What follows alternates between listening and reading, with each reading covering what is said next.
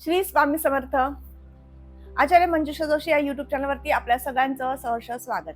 आज आपण समजून घेणार आहोत, गुरुदेव मार्गी अवस्थेमध्ये येत आहे. तुमची धनुरास आहे. तुमच्या राशीला गुरुदेव कोणती फळे प्राप्त करून देणार आहेत, कोणत्या क्षेत्रामध्ये तुम्हाला कार्य करण्यासाठी उत्तम स्थिती निर्माण करून देत आहेत, याबद्दल संपूर्ण माहिती समजून घेत आहोत. चला तर मग माहितीला सुरुवात करूयात. सर्वांना विनंतीपूर्वक सांगू इच्छिते, आजचा व्हिडिओ अतिशय खास असणार आहे. तुमची लहानपणोती 7.5 जो ढय्याचा भाग असतो तो सुरू आहे.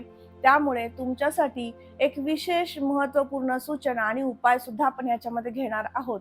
त्यामुळे संपूर्ण व्हिडिओ पाहायचा आहे. व्हिडिओ आवडला तर लाईक आणि शेअर करायला अजिबात विसरू नका. तुमच्या राशी कुंडलीतील सप्तम भावातनं मिथुन रत्न गुरुदेवांचं मार्गी अवस्थेतील गोचर सुरू होत आहे.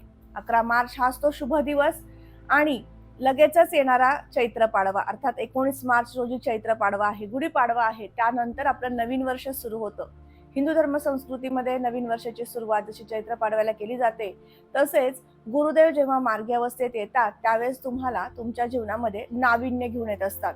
त्यामुळे जे काही कार्य अर्धवट आहेत, काही कामं पूर्ण होत नाहीयेत, या सगळ्या चिंतेतनं तुम्हाला आता बाहेर पडता येऊ शकेल आणि तोच हा कालावधी असणार आहे जो असेल 11 मार्च नंतर. त्यामुळे या महिन्यामध्ये तुम्हाला सगळ्यात प्रथम काय करायचं आहे तर सप्तमाचं चांगलं फळ प्राप्त करून घ्यायचं आहे. पतीसोबत किंवा पत्नीसोबतचे मतभेद, कलह, वाद ह्या सगळ्या गोष्टीतनं तुम्ही बाहेर पडू शकणार आहात. हाही एक सुंदर आणि चांगला महत्त्वपूर्ण बदल तुमच्या आयुष्यात घेऊन येत आहेत गुरुदेव. गुरु सप्तमात असताना प्रत्येक वेळेस सांगितलं जातं की गुरूंचं सप्तमातलं जे गोचर आहे ते थोडंसं तुम्हाला स्वतःला राग व्यक्त करणं किंवा स्वाभिमानी बनवणं किंवा प्रत्येक गोष्टीसाठी विचार करायला लावणं हे सगळे फळ देत असतात. परंतु गुरुदेव जेव्हा सप्तमात येतात त्यावेळेस प्रथम सप्तम कृपादृष्टीने प्रथमाला पाहतात. प्रथम स्थान म्हणजे तुमचं स्वतःचं व्यक्तिमत्व, यामध्ये विशेष बदल, परिवर्तन, उत्साह प्राप्त करून देणं हे चांगले बदल प्रथमता करतात. सप्तमाचा अशुभ फळ काय देतील तर जी कामं तुम्हाला खूप वर्षांपासून किंवा खूप महिन्यांपासून तुम्ही मागे ठेवली आहेत ती कामे पूर्ण करण्यासाठी तुम्हाला उत्साह प्राप्त करून देण्यासाठी थोडासा वेळ लावू शकतात किंवा त्या कामांकडे लक्ष देण्यासाठी थोडासा वेळ लावू शकतात.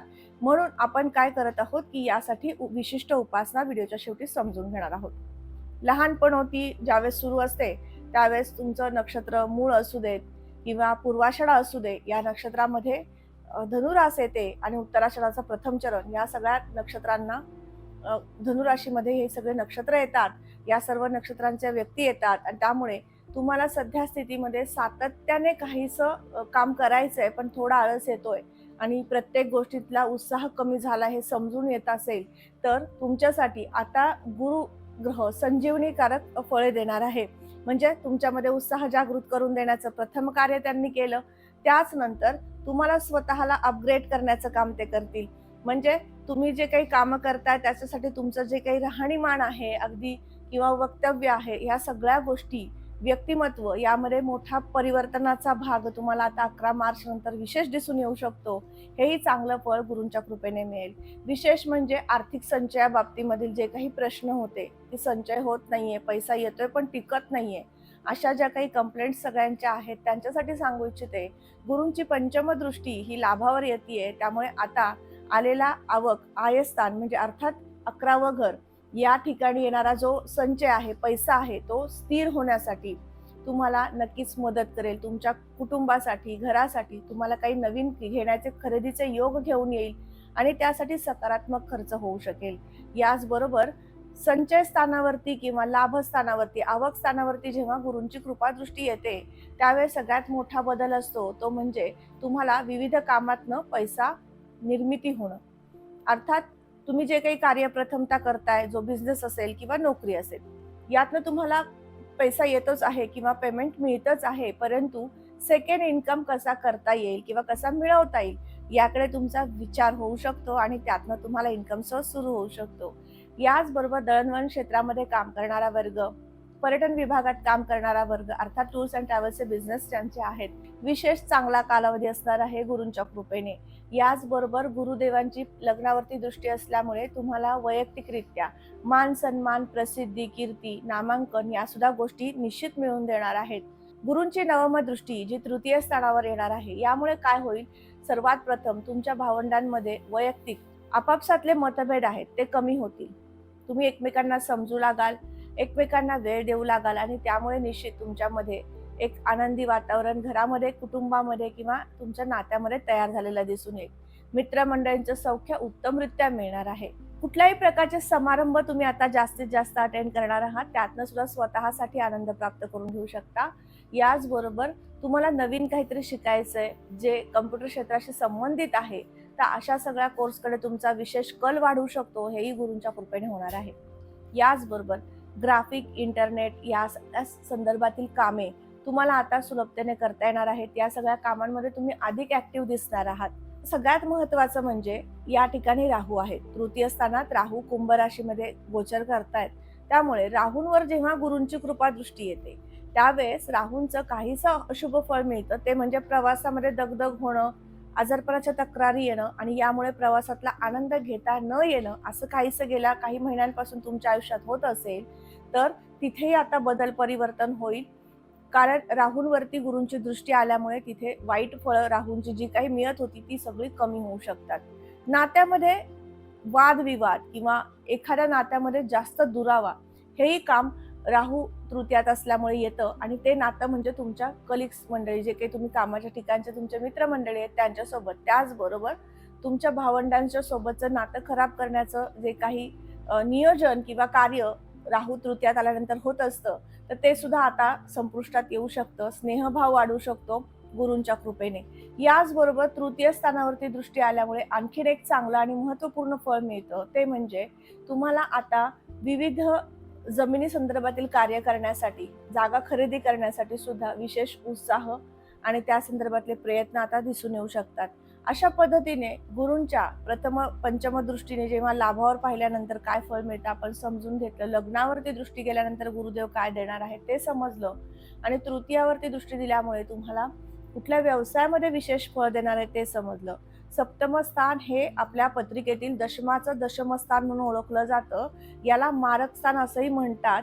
त्यामुळे याचे शुभ अशुभ दोन्ही परिणाम देणारं सप्तम स्थान आहे आणि त्याचबरोबर धनस्थान हे सुद्धा मारक स्थान म्हणून ओळखलं जातं. सप्तम स्थानाचं चांगलं अधिकाधिक फळ तुम्हाला गुरूंच्या कृपेने आता दिसून येऊ शकतं. म्हणून गुरूंची उपासना करायची आहे. काय उपासना कराल? दर गुरुवारी औदुंबराला जल अर्पण करणं, 11 प्रदक्षिणा करणं हा अत्यंत साधा आणि सोपा, तुम्हाला पटकन जमण्यासारखा, प्रत्येकाला होण्यासारखा उपाय आहे. तो तुम्ही करू शकता. दुसरी गोष्ट म्हणजे गुरुग्रहाचा जप आपण करू शकतो आणि तो जप काय करायचा आहे, कसा म्हणायचा आहे, त्यासाठी खाली मी डिस्क्रिप्शनमध्ये तो जप पाठवत आहे. तो जप तुम्हाला करायचा आहे. यामुळे काय होईल, तर तुम्ही तो जप रोज म्हटल्यामुळे तुमच्या जीवनामध्ये आनंददायी वातावरण निर्मिती होईल. गुरूंची कृपा तुमच्यावर झालेली दिसून येईल. दत्त महाराजांचं नामस्मरण करता आलं जास्तीत जास्त करा. दत्त मंदिरांना जास्तीत जास्त भेट द्या. यामुळे सुद्धा तुमच्या जीवनातला आनंदमय प्रवास सुरू होईल आणि काही अंशी जी काही मरगळ आलेली आहे 7.5 लहानपणोतीमुळे, तर ती सुद्धा आता कमी होईल. शनी महाराजांची 7.5 तुम्हाला नाही, परंतु लहानपणोती तुम्हाला आहे. त्यामुळे तुम्हाला आता या सांगितलेल्या सगळ्या उपासना करायच्या आहेत. शनी महाराजांची रास कुंभ आणि मकर असते, जी तुमच्या राशी कुंडलीतील धनस्थानाचे आणि तृतीय स्थानाचे ते अधिपती होतात. त्यामुळे धनसंचय होत नाहीये, वारंवार खर्च होतोय, कुटुंबाच्या जबाबदाऱ्या वाढतायत, कुटुंबामध्ये गृहकलह होतोय, ह्या सगळ्या गोष्टींना तुम्हाला आता जावं लागतंय. याचबरोबर तृतीयाचे सुद्धा ते अधिपती होतात. त्यामुळे लहानपणोतीमध्ये तुम्हाला विशेष नामांकन मिळता मिळता राहते. अगदी थोड्याशा कारणांमुळे ते हुकते, तुमच्यामध्ये ते येत नाही, तुमच्यापर्यंत ती संधी पोहोचत नाहीये. तर अशा सगळ्या वर्गाला मी सांगू इच्छिते, आता तुम्हाला गुरुकृपेने हे सुद्धा चांगलं फळ लहानपणोतीमध्ये, ढय्येमध्ये सुद्धा मिळू शकतं. म्हणून तुमचं काम उत्कृष्ट कसं होईल, सगळ्यांच्या पर्यंत कसं पोहोचवता येईल, याचा प्रयत्न करा. यूट्यूब, फेसबुक, इन्स्टा या संदर्भातील कामे तुम्ही करताय किंवा या संदर्भातल्या कामांमध्ये प्रवेश करण्याचा तुमचा विचार असेल, तर निश्चित तुम्ही आता सुरू करू शकता. त्यासाठी सुद्धा उत्कृष्ट असा कालावधी असणार आहे. आज आपण समजून घेतलं गुरुग्रहाचे मार्गी अवस्थेतील गोचर कसं असणार आहे तुमच्या राशीला. आजचा हा व्हिडिओ कसा वाटला लगेचच कमेंट करून सांगायचा आहे. कमेंटमध्ये श्री स्वामी समर्थ लिहिण्यास अजिबात विसरू नका. त्याचबरोबर या महिन्यामध्ये स्वामींची प्रकट दिनाची तिथी येत आहे. त्यामुळे चैत्र शुद्ध द्वितीया या दिवशी स्वामी समर्थांचा प्रकट दिन असतो. त्या प्रकट दिनाच्या आपल्या सर्वांना मंगलमय अशा शुभेच्छा देते. या दिवशी तुम्ही स्वामी समर्थांचा जास्तीत जास्त नामस्मरण करणं, दर्शन घेणं या सुद्धा गोष्टी नक्कीच करा. श्री स्वामी समर्थ. जय जय स्वामी समर्थ. रामकृष्ण हरी.